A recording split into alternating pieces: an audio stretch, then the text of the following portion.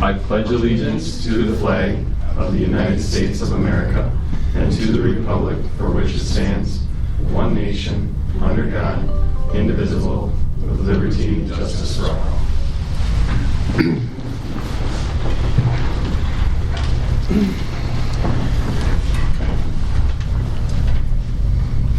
All right, first on the agenda, approval of the minutes of the regular board meeting from January 9th, 2023. I move to approve.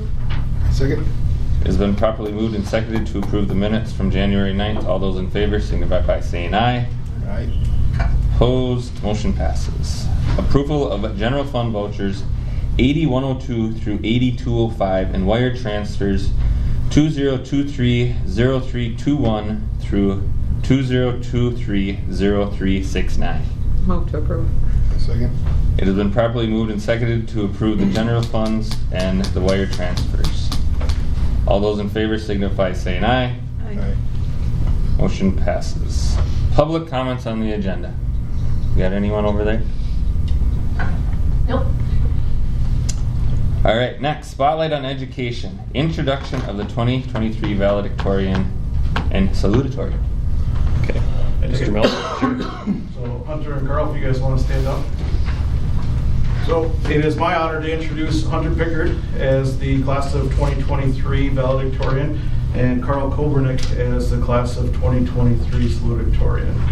A couple of things, and I'm going to turn it over to you guys just to let the board know what your future plans are after high school. But what you see here are two young men of extremely high character. These two are involved in literally everything around this building, whether it's sports or clubs. They're viewed by both staff and students or their classmates as school leaders in this building. And one thing that I really appreciate about these two is that they both challenge themselves academically. These two are both extremely intelligent, could go through this school with straight A's, but they understand and appreciate setting themselves up for the next level. So AP courses, college courses. So I couldn't be more proud to introduce these two as the academic leaders of the class of 2023. Thank you, gentlemen. Hunter, do you want to let the board know what your plans are? Sure. Next year, I'm going to attend Viterbo University in La Crosse to major in pre-chiropractic and run track and field there too. I'm planning on attending UW-Platteville for undecided engineering. And our hope is that they both end up as teachers after they switch their major. Wow. Congratulations. Yeah, congratulations. Congratulations. Yep.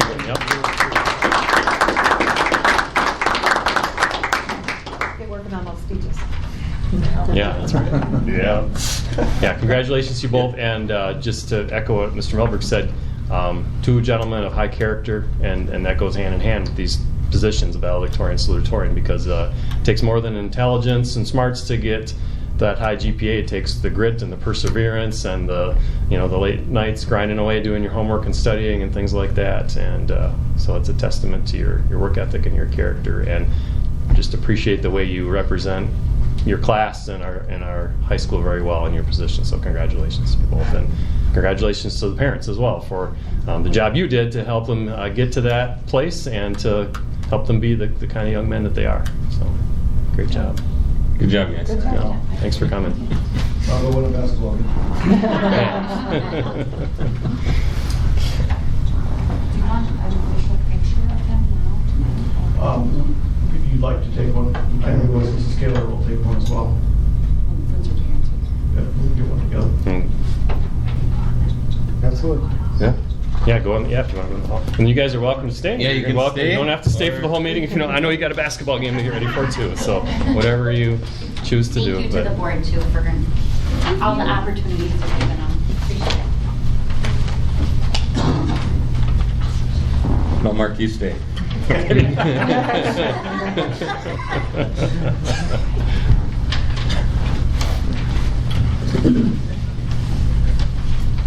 All right, next, new business, approval of hires.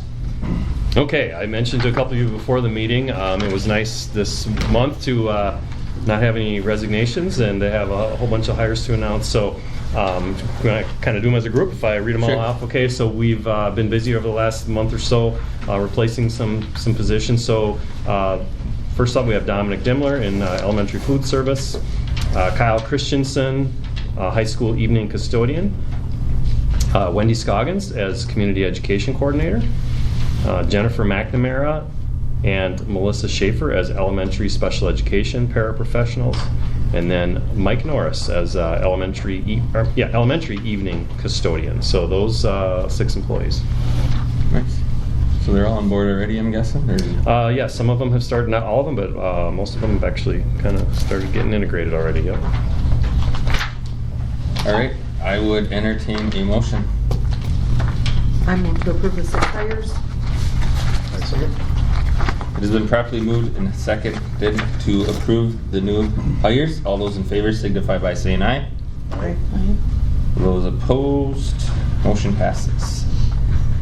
Item B, approval of the 22-23 spring coaching roster. Okay, if you go back into your packet, it's past the the vouchers and the revenue expenditure reports, and you can see there's still working on a couple of positions.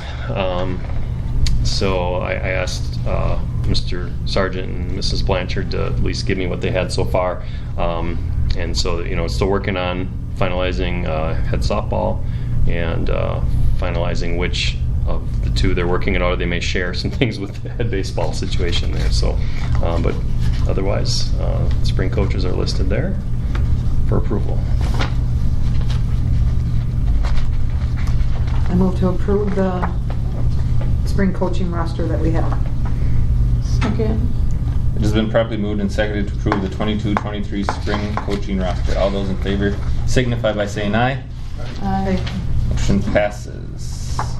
C, approval of new courses. Okay, so a couple of new courses that we'd like to consider for approval. Mr. Melberg's going to speak to those. So if you, again, flip back into your board packet, the next page there, the first one is like a flow chart, and I think you can start with that. So, yeah, I'll start with the math. So we'd like to introduce or have you approve 2 new math courses that will be called Integrated 1 and Integrated 2. And the idea behind these 2 courses is that instead of jumping from 8th grade to your freshman year into like Elg 1 and diving deep, Integrated 1 provides more of a broad base of all 5 components of math. You would still have, for our high flyers, still have the opportunity to go right into Elg 1, but the integrated math provides kind of it allows the freshmen to get that base before they either go on to Elg 1 or onto Integrated 2. To give you an idea, this has been about a 1.5-year conversation between myself, the math department, and then we've got a CISA consultant that we've been working with for this year that has helped us quite a bit with this. And there's a number of districts that are moving towards this integrated as an option. A couple things that we really like about it is, as I mentioned, kind of that broad base. It's grade level and provides a foundation for students to succeed in the upper level courses. So a student that may not feel comfortable going right to Elg 1 can get that broad base and integrated 1, but they still have opportunities, as you can see in that flow chart, to get fairly high in their high school career in our math curriculum. But at the same time, a student that wants to excel in math can take Elg 1 as a freshman, and by doubling up, they can get all the way to AP Calc by the time that they're a senior, which is one of the options that one of the gentlemen that just left here took, and he's in the middle of AP Calc right now. So 2 different options for our math students. I think it's going to set us up for more success, or them up for more success. Questions? So the 8th grade Algebra 1 must be, not a lot of those are in there? So right now, you can, our 7th graders, our current 7th graders that are high flyers in math have the opportunity to take Elg 1 as an 8th grader. Usually instructor recommendation and conversation with parents. Parents, student, instructor are all on the same page that this kid could be successful in a freshman level class. They don't get high school credit for it though. Okay. they still have to get 3 years of high school. But if they're going to take Algebra 1 as an 8th grader, they're going to try to accelerate to that AP Calc as soon as they can get there. What does this do to our teacher load when we're already kind of short on math teachers? Right now, our hope is that we'll have another math teacher next year. If we're not able to do that, we've got a plan in place that would allow us to teach integrated 1 next year, but probably not integrated 2. But our hope is that we'll have that other math teacher and we're able to provide all these options. That'd be the big one anyhow, I'm guessing. The integrated one to get them to the other. Yeah, it's an opportunity, it seems like, to fill in some gaps for some kids who may have some gaps in the younger grades, but yet also still keep them on a track to still be college prepared if they want to be, if they want to move in that direction still. Doesn't set them back. It's 3 years of high school, right? It is College? 3 years, yep. Yeah. And that's a Minimum. 2-semester class? Yep. Like full year class? Yep. Full year. And what we wanted to make sure of is that we weren't providing an option to our freshmen that didn't put them on track to a 4-year university. Even though they may not choose that, we didn't want them to have to make that decision when they were in 8th grade. And this provides us an opportunity for them to take a class that gives them a broad base, but still keeps them on track if, as a junior or senior, they decide they want to go to a 4-year school. So they need pre-calc for a 4-year typically, or 3 years of high just, school oh, math. just that's it. That's it. That's Yeah, it. They would not need pre-calc. I thought we used to have to. A lot of kids do take pre-calc who end up going to a 4-year. Sure. Okay, any other discussion? So the integrated 1 and 2, do those count as math credits? Yes. Yeah. Of those 3? Not if they took it in 8th grade, but No, yes, not as in if they're a 8th high grade. schooler, yes. Okay. Right. So, I mean, a student could go integrated 1 and then say, okay, I feel comfortable, I'm going to Algebra 1. And then they could go Algebra 2 and they would meet the requirements for school. They could add geometry. If they wanted, they could double up at that point too and get to pre-calc if they decided that that was the better route for them, or parents and them decided. A lot of options with this. Sounds good. Okay. I would entertain a motion for Do we need to approve just that one, or? Do you want to do them separate or together? together. Together, and then the other one, Mr. Verhan is here as well with us. He has Sorry, I thought it was just those two. proposed, Go ahead. I'm sorry, he has Yeah. proposed Music Theory 1 and 2 as an opportunity to provide a music elective for our juniors and seniors. The goal is to add this in our course description book as an opportunity to further develop musical skills for our students. Mr. Verhan, anything you want to add to that? It can act as a deeper understanding to music, and then the second music theory class is going to be a songwriting and composing class, so the students will be using the knowledge in Music Theory 1 to actually compose music of their own, and then hopefully we would play that at our concerts and stuff too, so give students new opportunities like that. Do we have enough periods in the day to be able to do all of these courses? So anytime with an elective, 2 things come into play. 1, do we have enough students that are signing up for it? And 2, do we have the staffing for it? So right now we're going through the process. All of our students have received their registration form.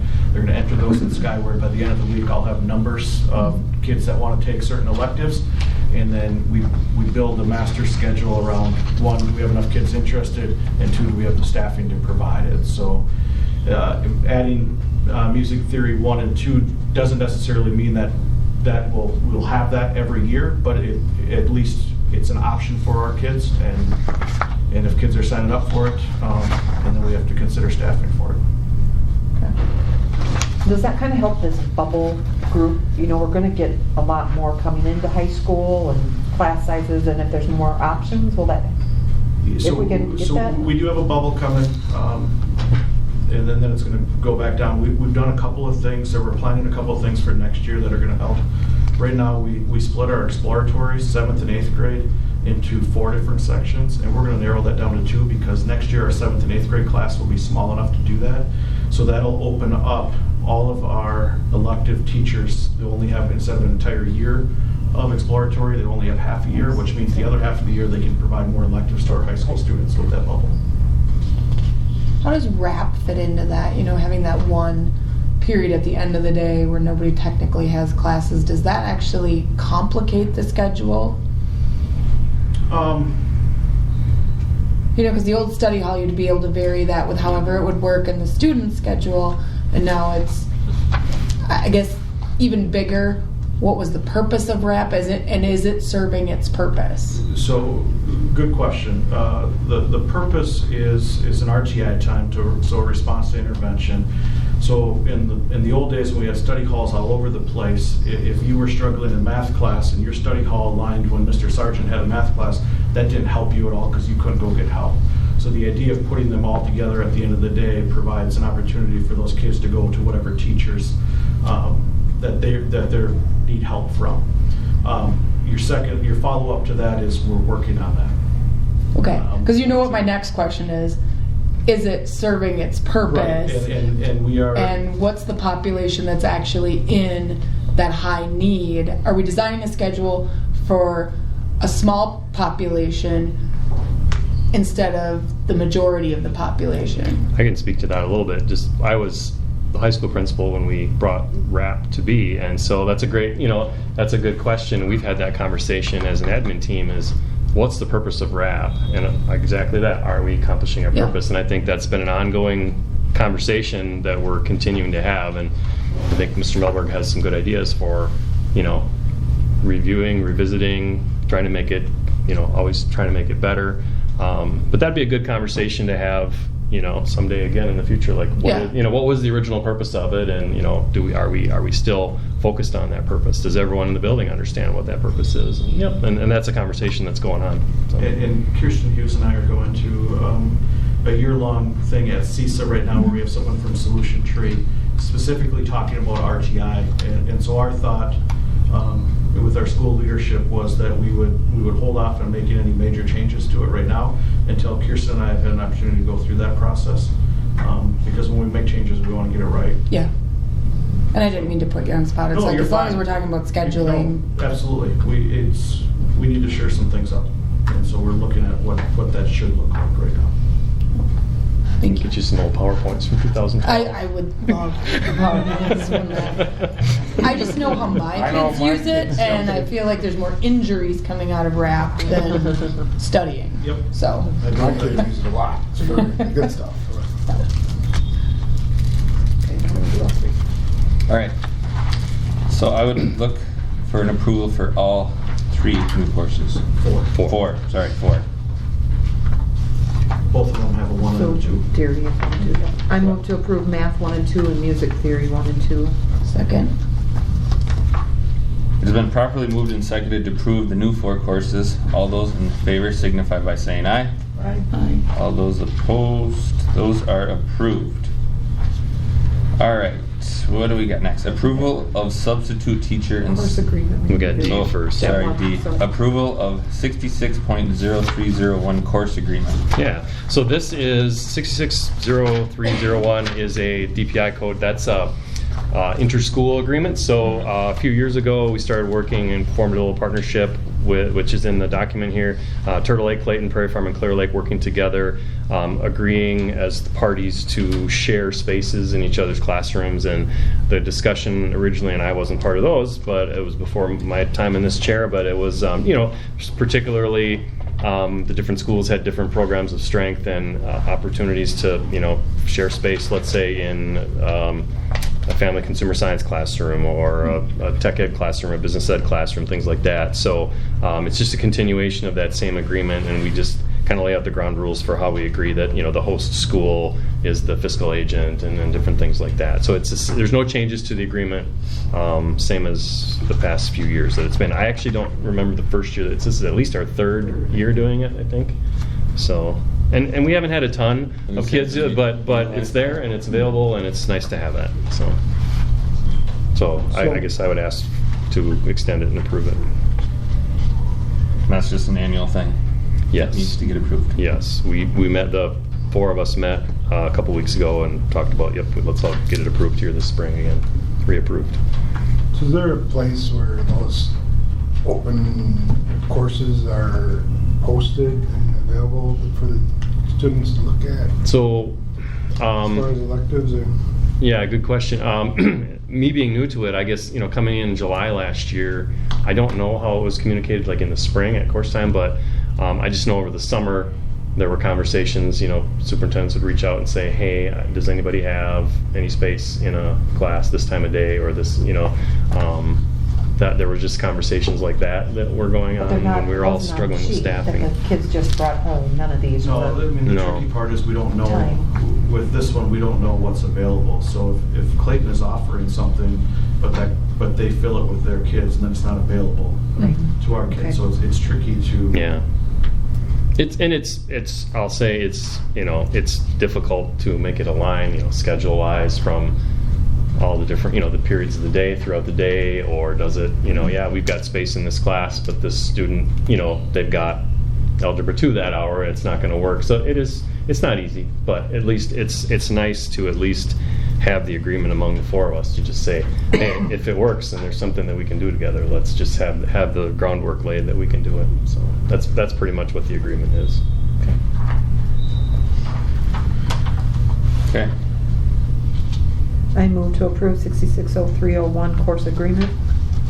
Second. It has been properly moved and it's seconded to approve 66.0301 course agreement. All those in favor signify by saying aye. Aye. All opposed, motion passes. All right, now the approval of substitute teacher and substitute support staff pay increase. Okay, so the next page in your board book there, so just listed out. So currently our support staff substitutes, so custodian, food service, paras, secretaries are paid $12 an hour to sub. And so just looking at comparisons to our neighbors and having discussions and doing a little background there. So I would like to propose to increase all those amounts to $15 per hour. And again, that's for substitute, custodians, food service, paras, and secretaries. Bus drivers are not included. Our bus drivers actually currently get this as a sub. They get the same rate as our bus drivers do because it's very specialized. Requires that license. But again, so I would propose to move from $12 to $15 an hour. It's a pretty significant jump. But it's based on reaching out to, again, some of our neighbors and kind of seeing what they're doing in an effort to keep us in a more competitive place with that, and also with other opportunities that are out there. So our substitute teachers as well. So a year ago, I think it was in August of 2021, we had upped our substitute teacher pay. So currently our teachers are $125 per day for a full day, $65 for a half day. We would like to propose increasing that $5, so our substitute teacher pay would be $130 per day, $70 per half day. So, and again, it's an effort to. Is that the rate of the other districts? I mean, some districts around us are paying actually more than that. Some of them are right around a little bit less than that. I know one of our neighbors is paying $140. I would say that our current situation has been that this year, our substitute teacher supply has been pretty okay. I mean, we've been pretty good with finding substitute teachers. We've got a nice pool that we want to keep. Support staff has been harder, especially in the last few years. So that's just kind of the rationale behind it, I guess.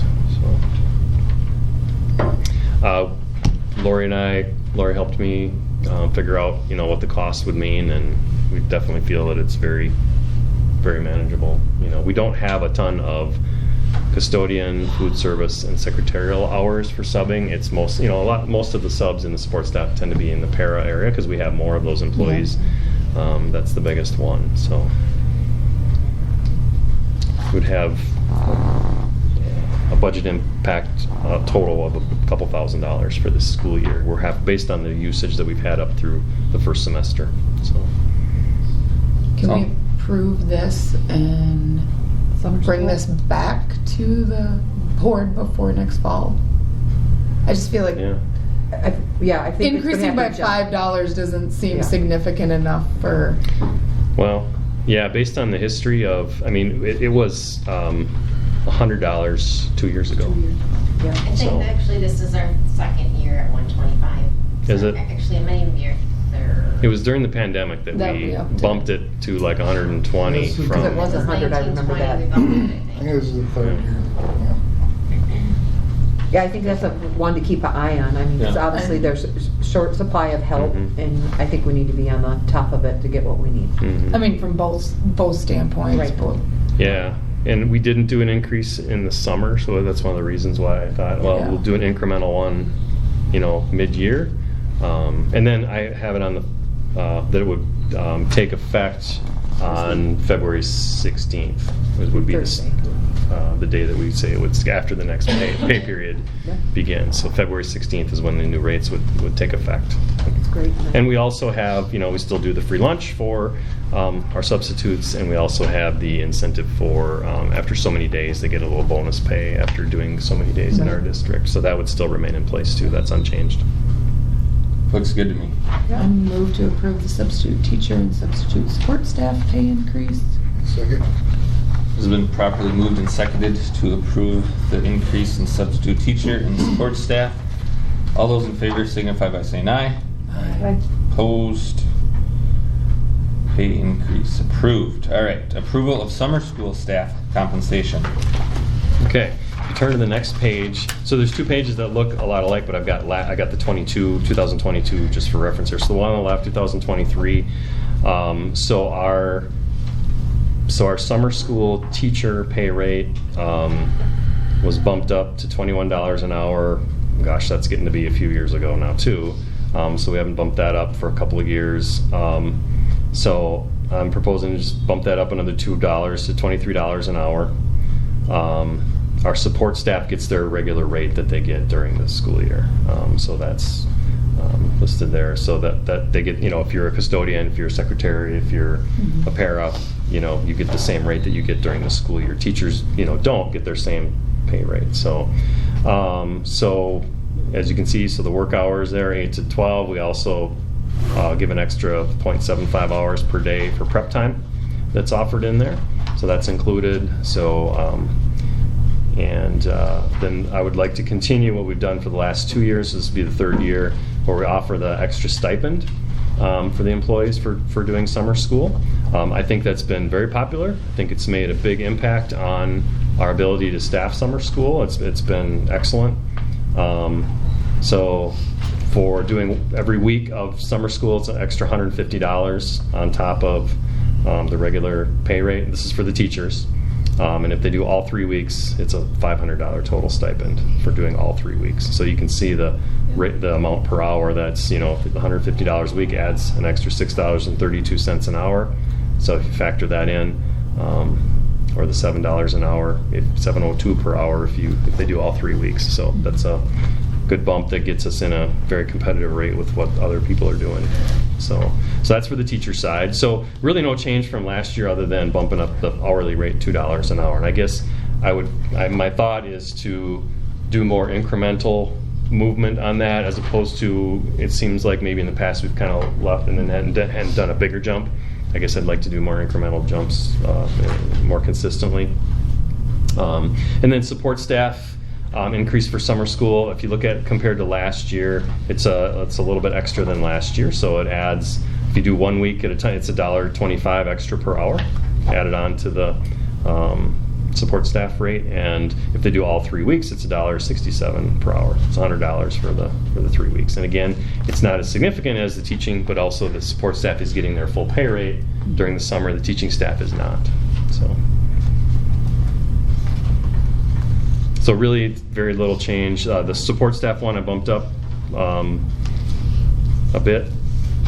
And then the teacher rate is unchanged other than the hourly rate bumped up to $2 per hour. So, any questions? Nope.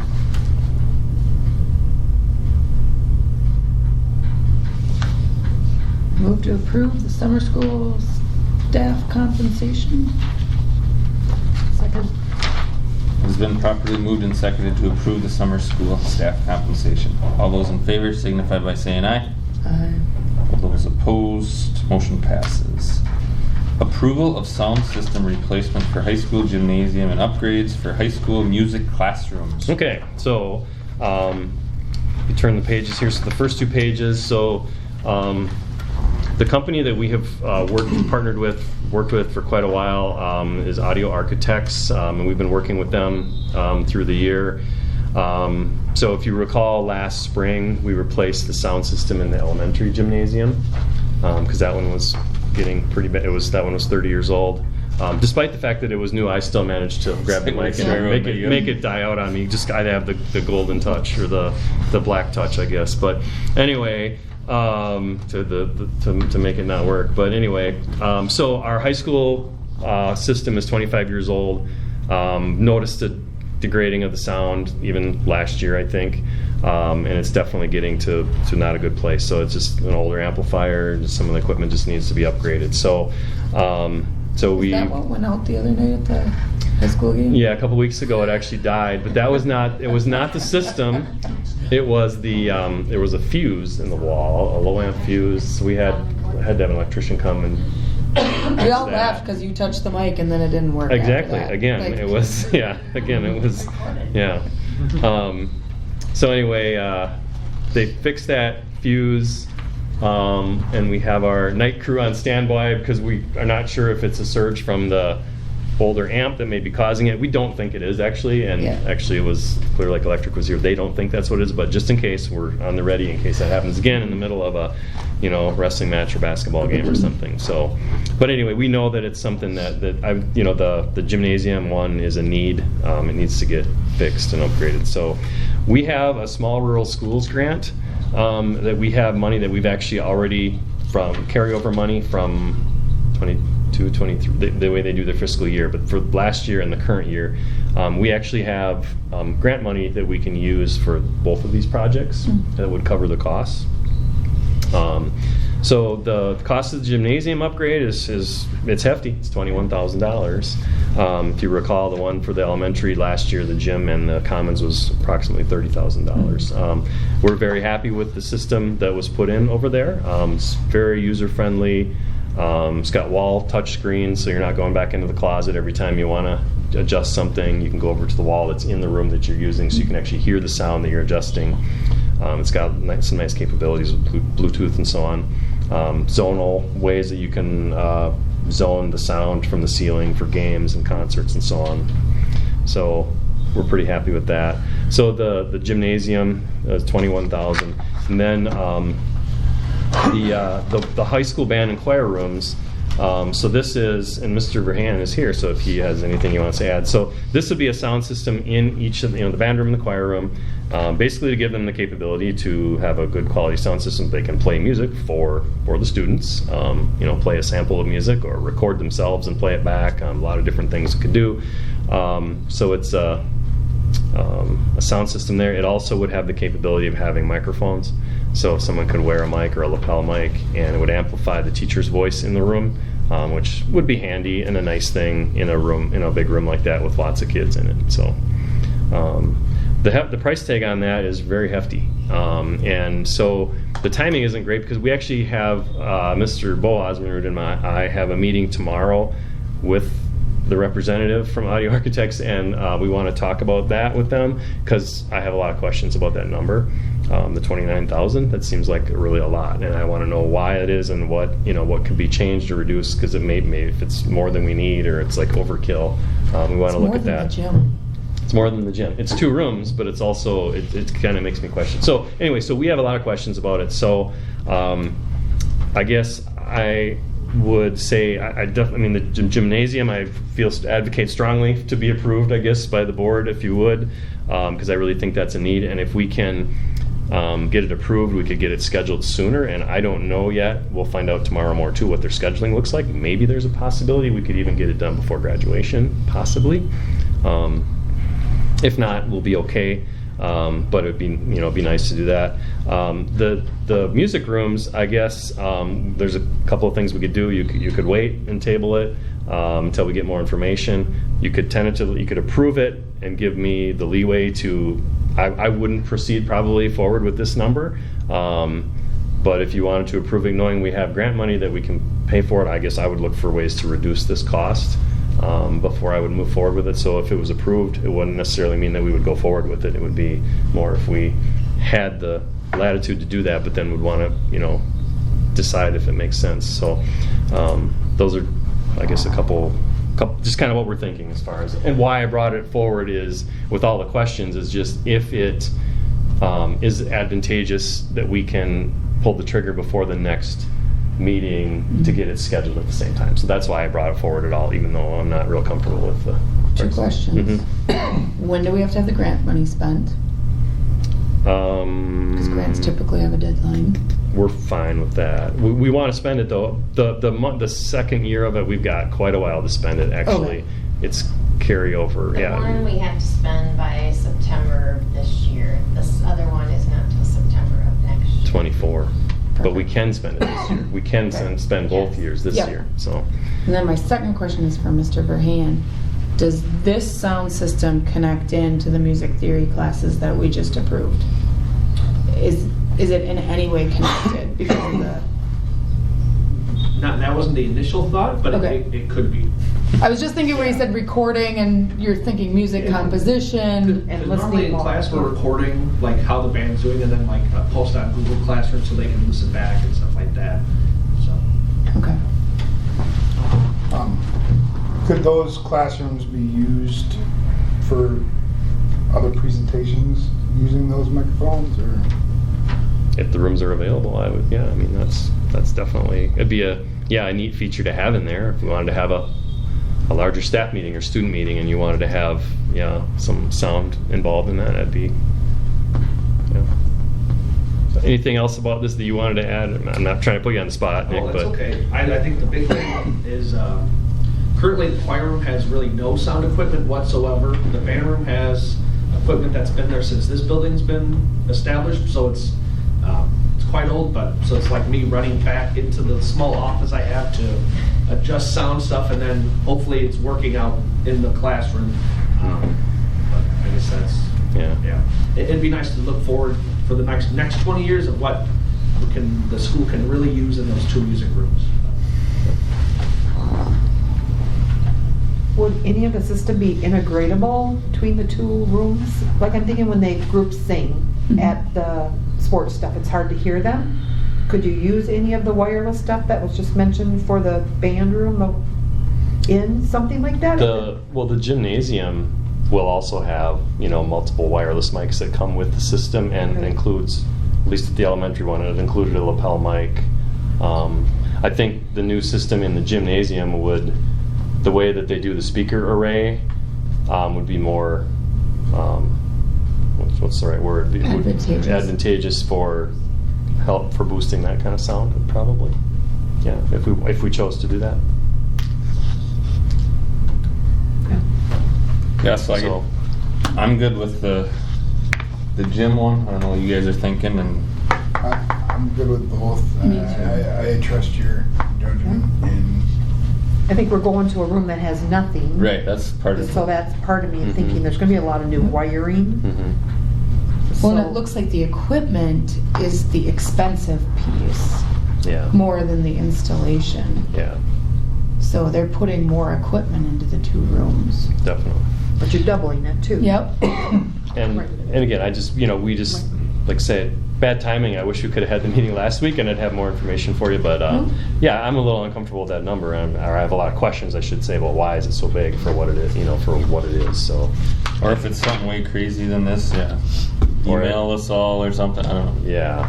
I mean, it won't be more than this. Right. It has to get a little Be less. bad negotiating. Or if there's, And it might be that we could save That would on be. both, and if your labor people are like, here, maybe we can get it a little cheaper. Right. Or maybe they've put in some, I see like this. over the top equipment that maybe we don't need, such high level, high grade, that would still be really good. But it looks like they need the gym for the second part too, or That's another question I Yeah. have. Bowen, I have a lot of questions. requires the gym core to be installed. So. Well, I think that sounds like this piece can't go in unless the gym is in. Yeah, Right. yeah.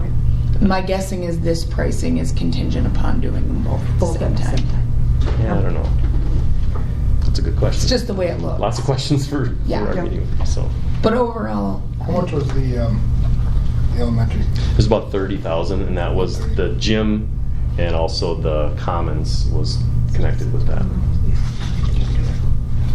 Okay. I move to approve both upgrades, the high school gymnasium and the music classroom with some more questions on the music classroom, but still approve it. Second. It has With been, all the same stipulations. it has been properly moved and seconded to approve the high school gym and upgrades to the 2 high school music classrooms. All those in favor signify by saying aye.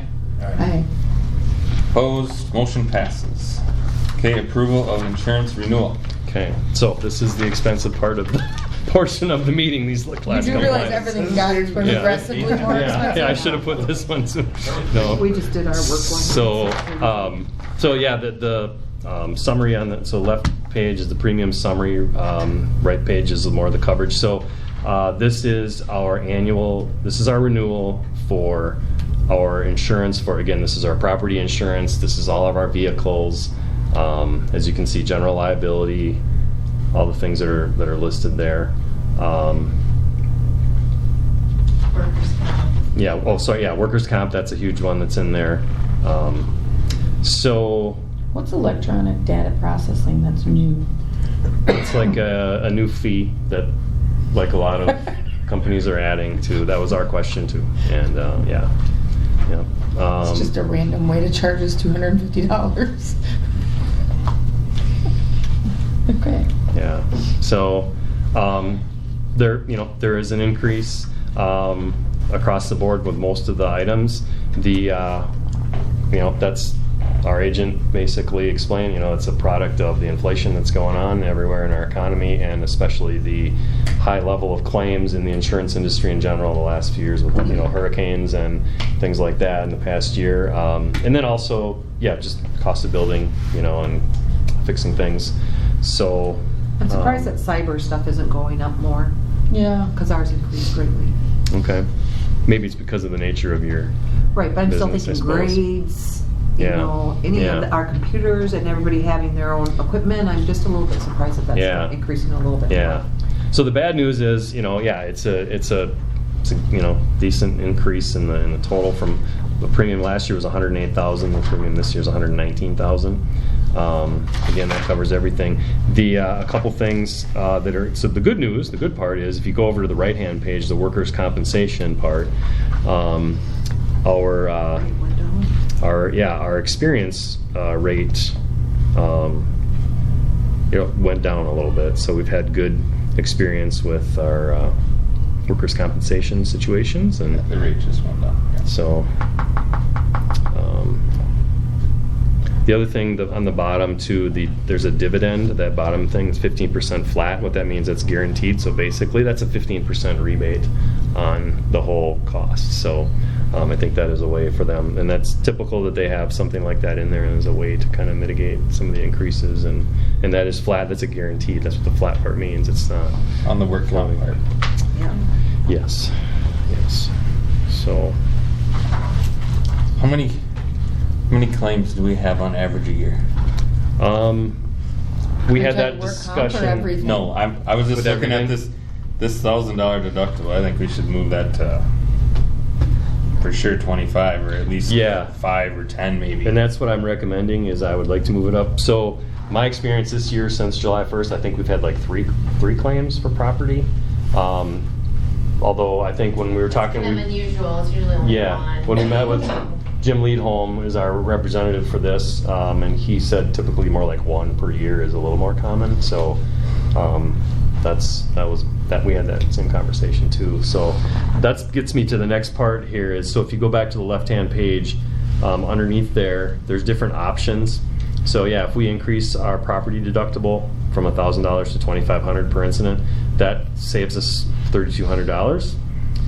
However, if you go to the next option, which ties into the third one, so one thing that EMC Tricor is recommending to us is that that we increase our blanket building limit to $47,109,857. So basically, that's if our buildings were destroyed, the quote-unquote replacement cost.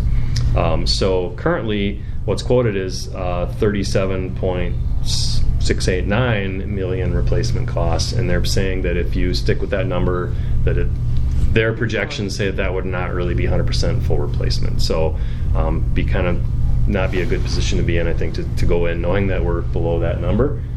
So this would increase it to 47.1 million total cost, which they're saying is 100% replacement cost for our facilities, buildings. So I guess I would recommend the third option there, which is increasing our building coverage to 47.1 million, and then increasing the deductible as well. So that, you take the increase from the increased coverage, but the decrease from the premium savings from the bumping up the deductible still gives us a $2,500 additional premium. But I guess that would probably be the option I would recommend. Mm-hmm. Yeah, I don't disagree, but I'd maybe look at a 5,000 even if you save another $5,000 in premium. I don't know what it probably is not going to be that huge of a jump from 25 to 5,000. Yeah, I Didn't can't. we talk about that? And he said Yeah. It's probably not that much. It's probably like $1,000. Yeah, it might not be, and I can't remember. I did ask, what the different, and he said it's pretty set. What they jumped one Yeah. 2,500. I don't know if the next one I is think 5 or it's if it's 10. 10. I don't know. It could be. Maybe it's 5 or maybe it's 10. I'm not sure. So. So yeah, I'm fine with that option. Increasing the deductible Yeah. and increasing the blanket. So 1 and 3 keep for options. Yeah, actually, just option Yeah. 3 integrates Yeah. both of them together. Oh.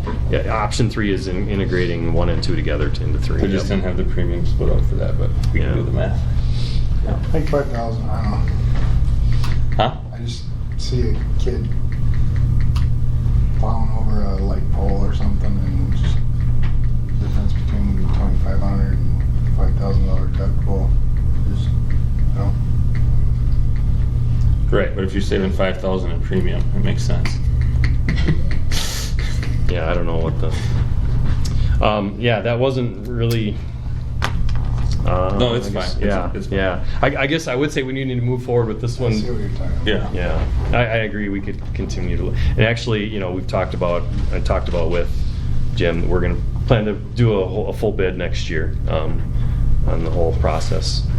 So not just do the renewal, but do a full bid again next year, bid it out. We do that about every 3 years. So, but I guess I would recommend we want, there's a timeline to it. We want to get it approved by March 1st. So.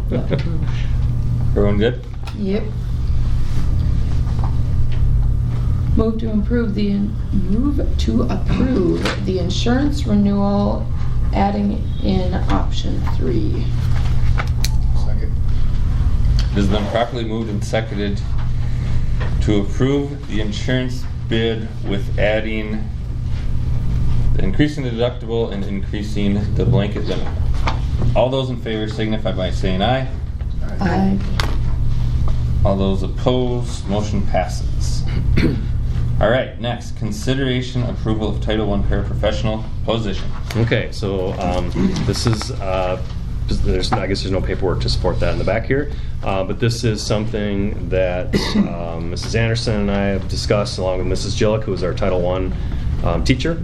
But we have looked at the possibility throughout the year of adding some extra support in the Title I program. So you go back historically, 20 years ago, 15 years ago, we used to have multiple Title I teachers. Our Title I budget, which is our federal budget, comes from the feds, has continued to go down over the years. So we went from 2.5 to 2 to 1.5 to 1 teachers, and we would like, we've been monitoring the budget this year, and we believe that we can support this, and so I would like to propose adding a paraprofessional position for the Title I program. So this would be a person who works directly with kids, doing math and reading interventions and giving extra help to kids who are identified.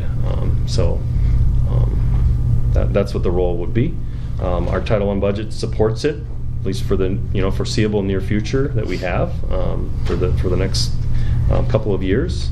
So I think our biggest challenge right now sometimes is staffing, and but we would like to at least try to do that, and we think it'll have a direct impact on the services directly to kids. Sounds good. Any questions or? I move to approve a new Title I paraprofessional position. Second. It has been properly moved and seconded to approve a new Title I paraprofessional position. All those in favor signify by saying aye. Aye. All those opposed, motion passes. Okay. We said we were fully staffed, but now we can't say that anymore. So now we're gonna do it. Sorry, Is this Mrs. how you're Anderson. gonna do this? You're gonna keep coming with positions? Yeah, so sorry. Keep recruiting. Sorry, Mrs. Anderson. It's a good reason. Yeah, that's a good one. Sorry.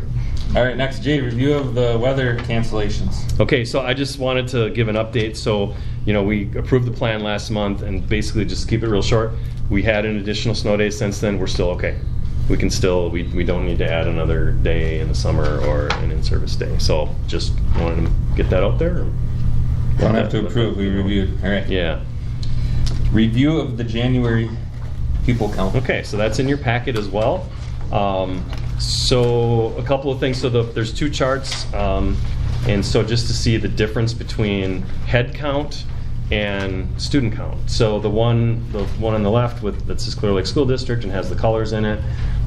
So if you go down the left-hand column that says total, it shows by grade how many students are in each grade, and you get down to the district total PK through 12. So 566 students. So this is bodies in seats. So this counts the kids who walk in the building and attend here. It also counts kids who are maybe virtually or going through youth option, or not youth options, it's not called that anymore, Start College Now program. But any kids who physically are, actually participating here. So that's 566 students total. Really no change. I don't know if we were 567 or something like that, I think, for the fall. The second page on the right shows this is our pupil count for the DPI, and you can see that number is 597. And so why is it different? Well, so the pupil count is, you count your resident district, you count your bodies and seats, but then you also factor in open enrollment. So you count your kids who are living in your district, you count them as in your student count. So even if they may be open enrolled elsewhere, you count them in your student count. And then what you end up doing is, for finances, we pay them money. And then students who are open enrolled, or who are open enrolled in, they count in our head count, but they don't count in our student count. So the ones who are open enrolled in, again, we don't get to count them, but then we get a payment from the other district. So that's why the number is different. So 597 is the number that's used by the DPI, and that is for calculating our revenue limit authority. So just thought I'd throw that second chart in, because I know last time we kind of got into that discussion of how the number is different. So I just thought I would throw that in there. So again, there's nothing to approve there. It's just a heads up on what the pupil count was. So. All right. Next we have L, review of achievement gap reduction report. Okay, so this is Mrs. Anderson. We'll do this. And again, there's no approval here. It's just a review. All right, so I made mine larger. I do a bifocal now, so you guys do the little one. It's hard to even say like the old SAGE program, because SAGE seems like it's been so far back, but this has developed into, so SAGE was the Student Achievement Guarantee and Education Program, which then became the Achievement Gap Reduction, the AGR program. So we have three options as we think about this achievement gap reduction. And you can find all of this information right on the DPI site. I brought some information if you wanted to learn more about it. But it's just to keep the class sizes at reasonable amounts so the teachers can have the effect that they need to really show the growth and impact student performance and student objectives. So if you look at the graph here, the chart, we only have kindergarten through third grade that is in the AGR program. I did include 4, 5, and 6, but they do not are not a part of the achievement gap reduction program.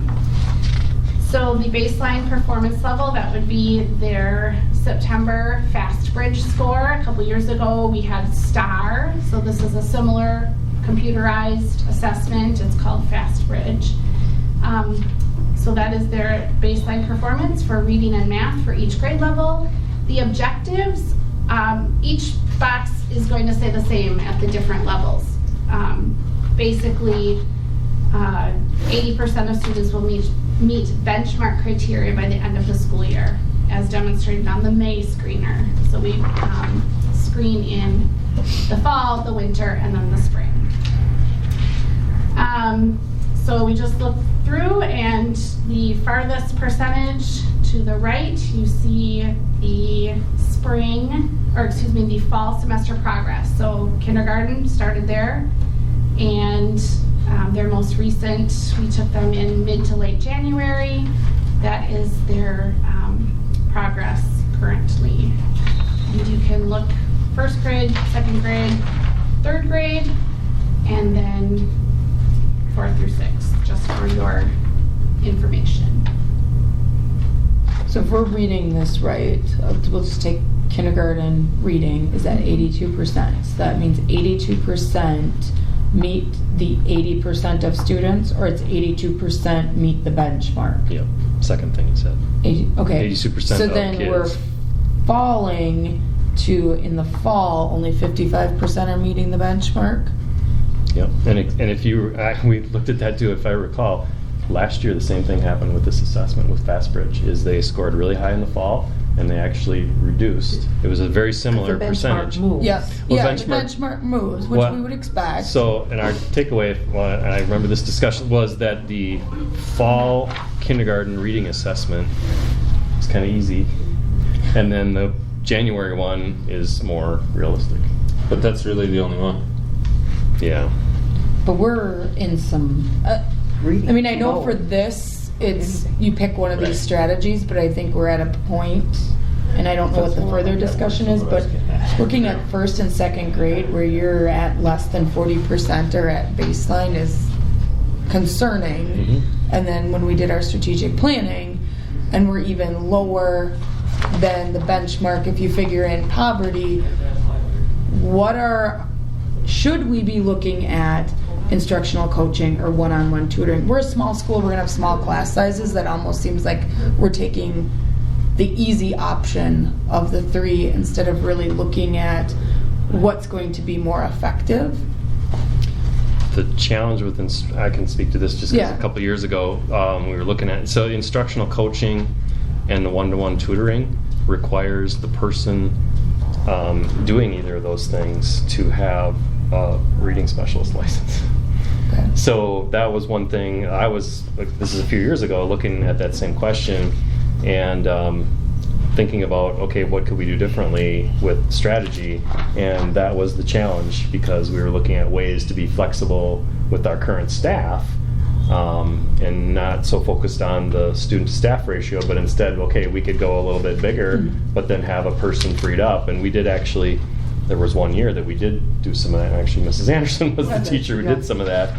But the challenge is that, the person by this program has to have a 316 reading license, and very few people have that. Should we be looking at a position with that because of these numbers? They're very hard to find, because when we posted our title position the last 2 years, we weren't able, I mean, that's a title position where it's actually, and we weren't able to, or it was very hard to find someone. So yeah, you're right, that's a good question, and that's the challenge. I'm just thinking, like, reading is the core of everything, and if you're starting out in the elementary grades behind, you're not catching up. It's like it's like getting behind in math. It's going to be hard to catch up. Yeah. Last week we did some data discussions with grade levels, and what we thought too is we need to, and we've really been working on our essential standards with our CISA consultants, but we need to understand not necessarily teaching to this particular assessment, but if this is what kindergarten in winter kindergartners need to know, then we need to kind of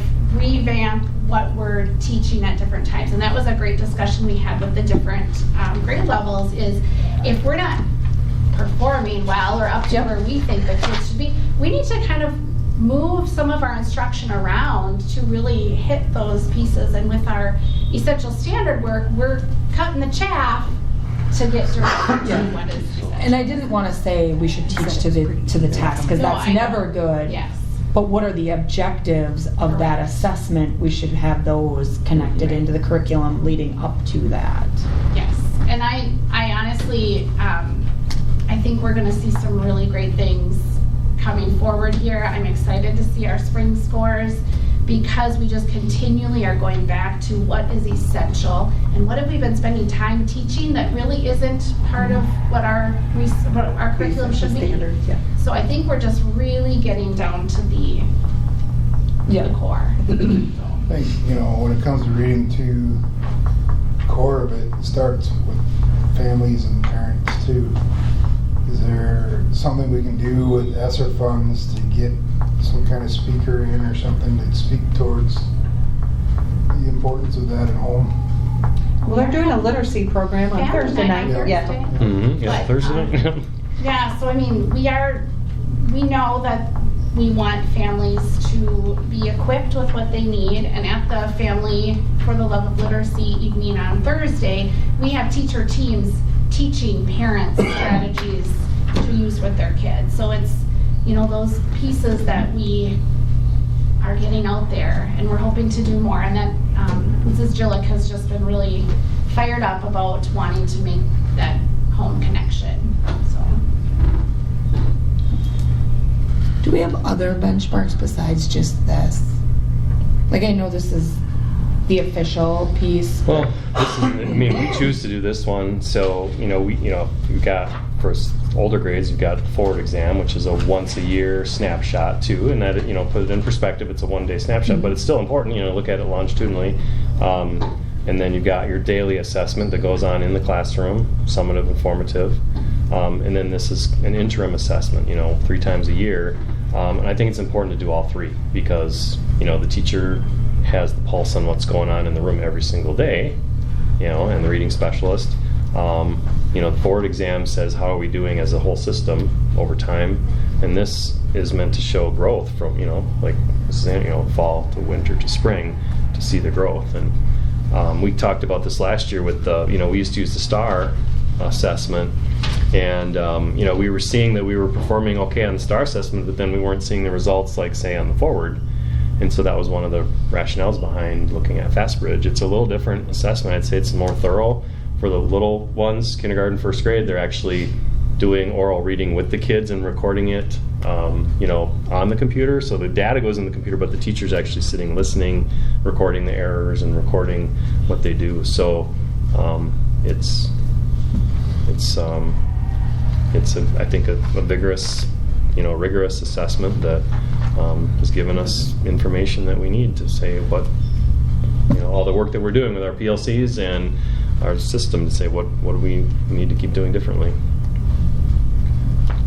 Thank you.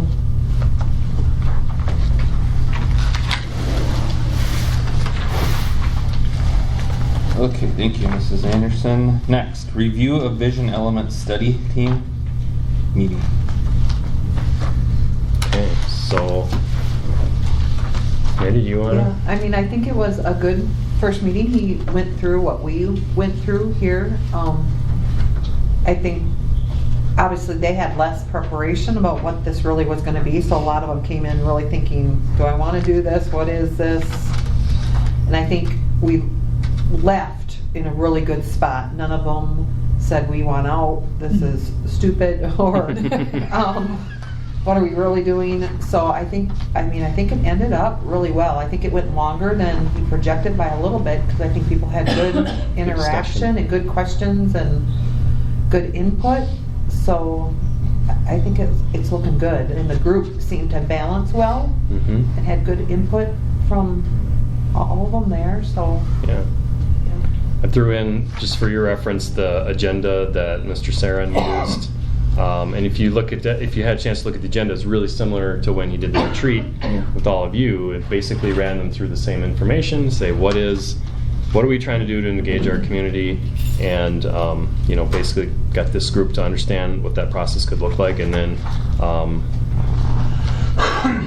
so then part of the process too is to create a statement to help people understand what is the work of this, that the board's trying to do, and that the community engagement is trying to do. And so they came up with the statement that we're going to share with the community through the Chronicle. I'm going to be going to faculty meetings this week and staff meetings to talk to staff about and just to getting it out there. But the message is basically, do you want a voice in the future success of our schools and their impact in our community?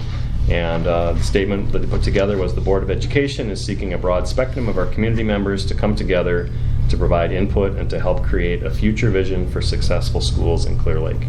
The board has convened a group of community members to help plan this public event, which will occur over 2 evenings in late March or early April. Please stay tuned for more information coming soon. If you want to share your voice, plan to attend. So it's an invitation for people to come and share their ideas for future vision for our district. And to be transparent, because some of them had already gotten questions about what are you doing at school? So it's just really to put out there that this is going on. It's a small group, but it's going to be a bigger group later. So. Brett Paulson did kind of make the statement that, it might be good to add into that statement just the members of that committee. Yeah. In the newspaper, just so that it may help them kind of collect information and connect with others too. Yeah. And really, the part they're doing right now is the planning of the event. And then in March, there's a chronicle, but obviously we'll need to put it out faster than that with, once we get dates established, which I hope comes soon, then push it out with social media and other ways to say, hey, here's this event, there's this community event that you're invited to, and then I think I agree that makes good sense to know. But basically, their function, this group, this committee is there helping to plan it.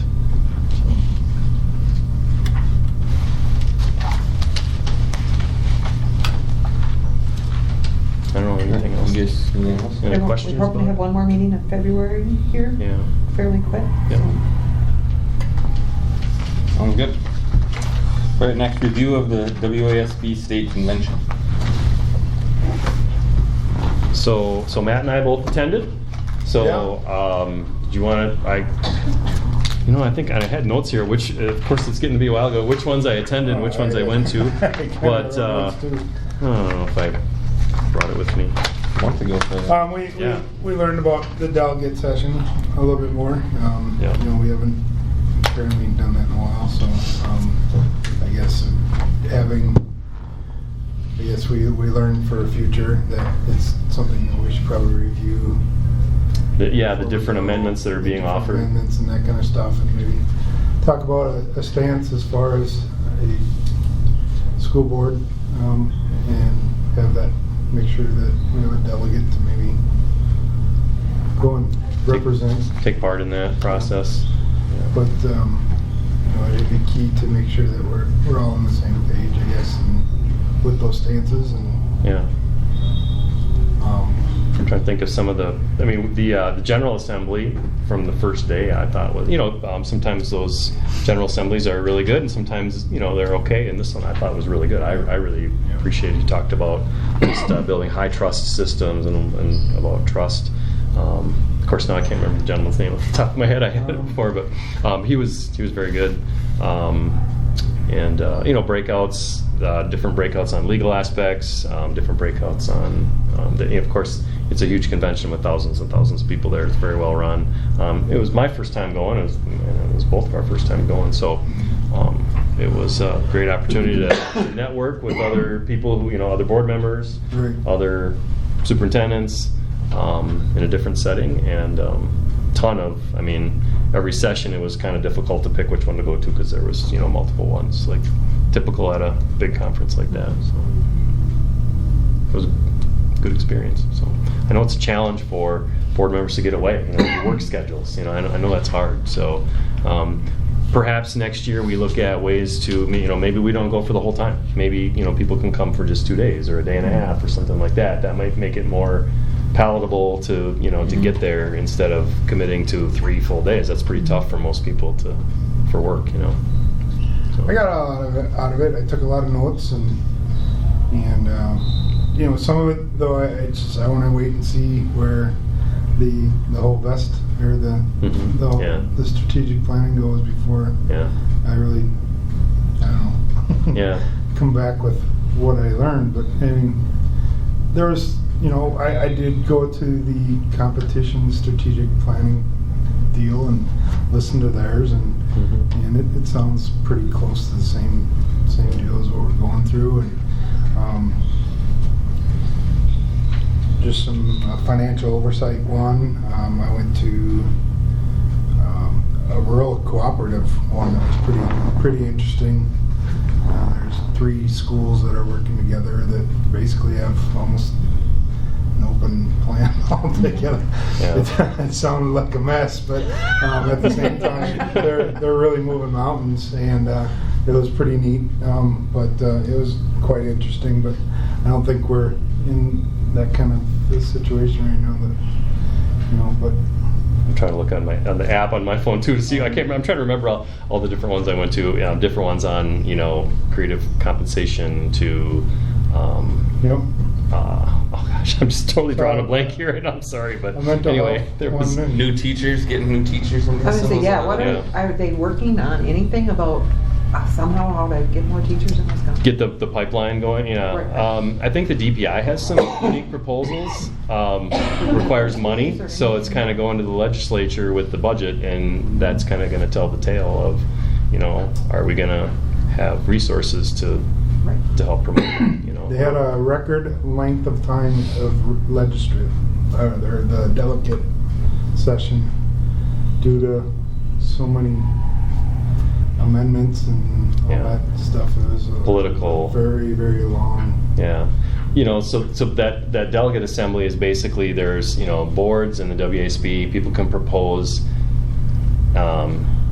positions to advocate for politically, whether it's funding issues or, policy issues for schools. And basically it's the WASB asking its members, which is all the school boards in Wisconsin, which is obviously a pretty diverse group and thousands of people, to say, well, here's a policy position statement.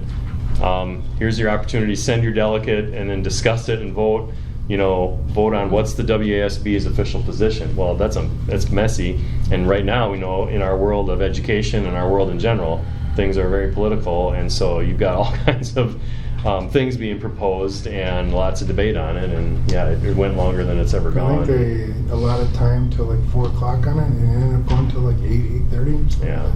Yeah, and it's just simply a statement of saying this is the WASB's position, and it just kind of gives the lobbyists or the people who advocate in Madison, hey, this is our position. It doesn't mean that passing it with the delegate assembly means it's happening. It just means like, hey, this is our organization saying this is what we believe in. So it's quite a process with that diverse a group.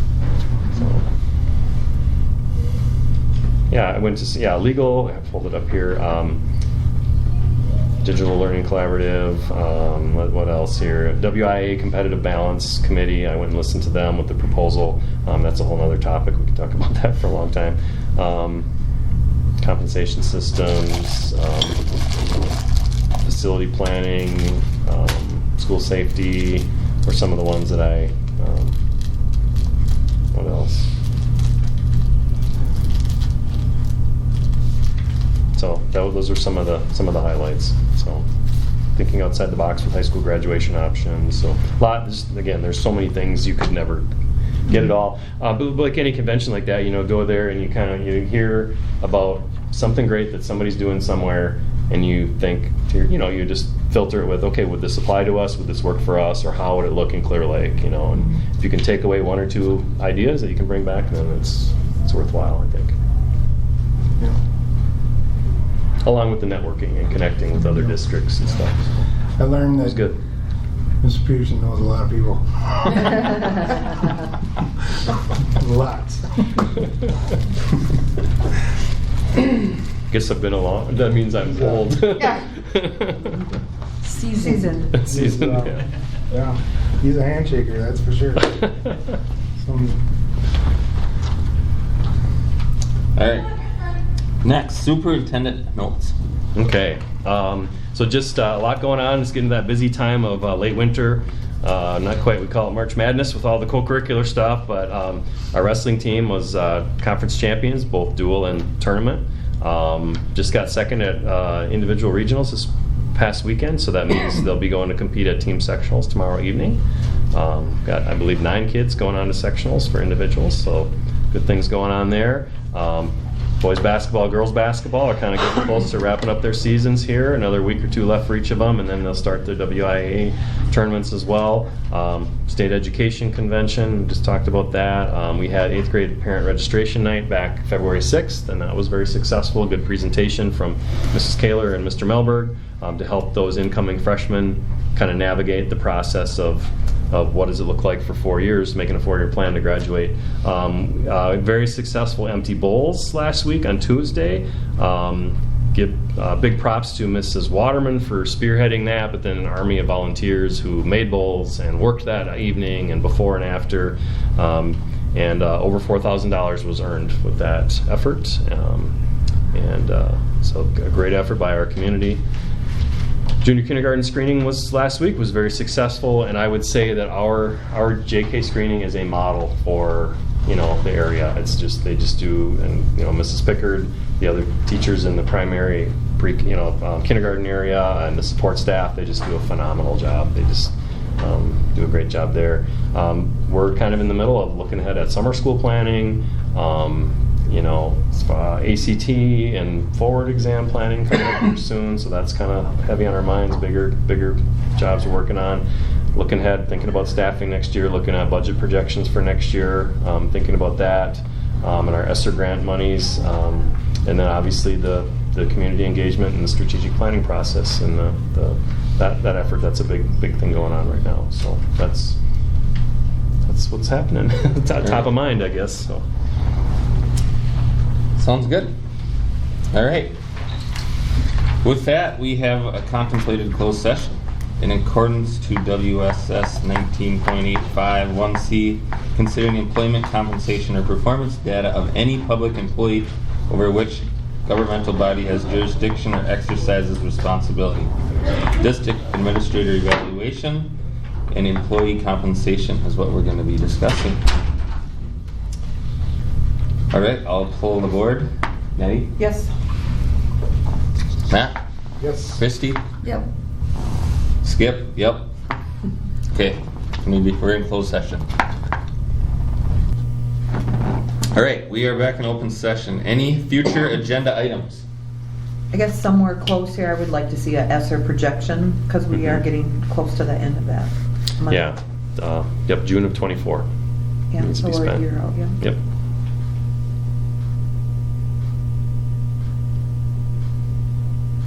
Anyone got anything else?